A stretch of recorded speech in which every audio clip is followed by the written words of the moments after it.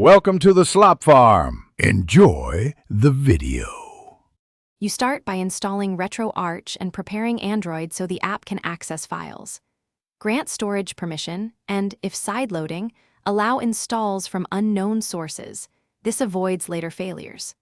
Once done, open Settings and set a clear config directory on internal storage so save files and playlists land where you expect them. Then enable Show Advanced Settings and use the online updater to fetch asset lists.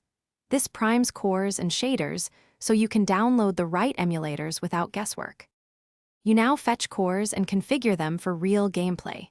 Open Online Updater and download the cores for the systems you need. Pick stable cores first, then experimental if needed. Once cores are installed, load a core and adjust core options. Point to BIOS files, map your controller, set video scale and aspect ratio for 16:9 or original pixel ratios. After that, import ROM folders with import content and assign cores to those playlists so launching a game uses the correct emulator automatically. You finish by optimizing playback and handling problems. Launch a game, then open Quick Menu to set shaders, rewind, input latency, and save state slots.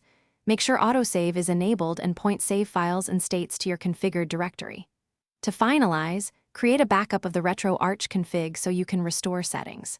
If a core crashes or shows glitches, try a different core, reset core options to defaults, re-download that core, and restart RetroArch. This typically resolves incompatibility or corrupted core issues. Thanks for watching. Consider subscribing if we helped you today.